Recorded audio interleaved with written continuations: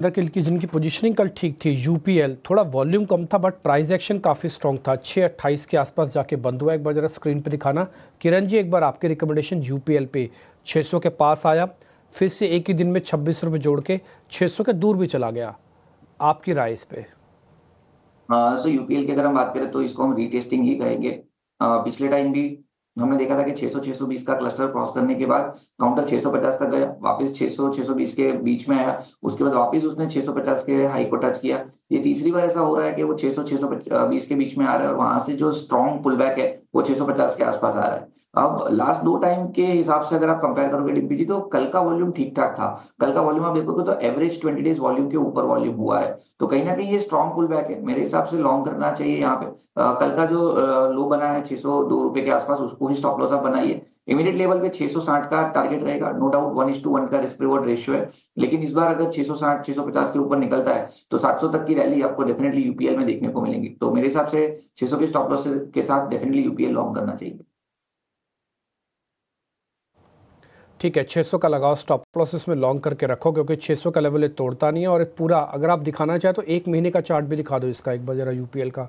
अगर एक महीने में आपको लगता है कि बाज़ार काफ़ी अच्छे से कमज़ोर हुआ है बट यूपीएल को छोड़ के यूपीएल में ज़्यादा कमज़ोरी नहीं आ पाई, आप ये देख पा रहे हैं 1 मंथ में तो नेट में 1.25% जुड़ा है। आप चाहो तो उसको 1.5 महीना 2 महीने तक भी ड्रैग कर सकते हो, वहाँ पर भी आपको ज़्यादा दिक्कत नहीं दिखेगी। एक बार इसने 600 पाया, फिर 600 को छोड़ा नहीं और अभी भी 600 का ही स्टॉप लॉस आपकी स्क्रीन पे दिख रहा है। ये 3 महीने का चार्ट आप देख पा रहे हो। अगर 3 महीने में बाजार बहुत ज़ोर से गिरे हैं तो यूपीएल ने करीब 17% का पॉजिटिव रिटर्न दिया है।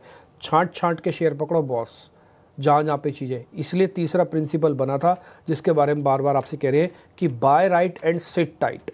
अच्छे शेयर्स पकड़ के बैठ जाओ, वो ना तो गिरेंगे ना ही आपको डिस्टर्ब करेंगे और अपॉर्चुनिटी भी देंगे पुल बैक के अंदर पार्टिसिपेट करने की। अब फार्मा सेक्टर के कई सारे स्टॉक्स में कल अच्छा एक्शन दिखा। निफ्टी फार्मा इंडेक्स सबसे बड़ा सेक्टोरल गेनर तो था ही, लेकिन इंडिविजुअल स्टॉक्स की बात करें तो डॉक्टर रेड्डीज 3.5 से 4% तेजी के साथ बंद हुआ। ग्रैन्यूल्स इंडिया और बायोकॉन, इन दोनों स्टॉक्स में भी 3 से 4% की तेजी दिखी। वैशाली, क्या राय होगी इन फार्मा सेक्टर के स्टॉक्स पर, स्पेशली डॉक्टर रेड्डीज 4% की तेजी के साथ कल बंद हुआ था? Basically overall I think individual pharma stocks में पिकअप आया है। इनफैक्ट हमने कल डॉक्टर रेड्डीज लोअर लेवल्स पे रेकमेंड किया था और हमारा ट्रेडिंग टारगेट था 1150। सो अगर ये लेवल से अगर सस्टेन करता है और फर्दर रन अप आता है, so I would say on near term basis 1120 का सपोर्ट रहेगा। 1120 के सपोर्ट के आसपास खरीदा जा सकता है और एक बार कल का जो हाई क्रॉस करता है 1150 लेवल्स के आगे, तो आई थिंक नेक्स्ट टारगेट्स हम देख सकते हैं 1180 टू 1200। सो सिमिलरली आप देखेंगे ग्रैन्यूल्स, सन फार्मा ऑफकोर्स आउट परफॉर्म कर रहा है, बट ग्रैन्यूल्स, डीवीज लैब सभी में एक स्ट्रेंथ दिख रही है दोबारा। सो ट्रेडिंग के लिए ये सब स्टॉक्स को कंसिडर किया जा सकता है।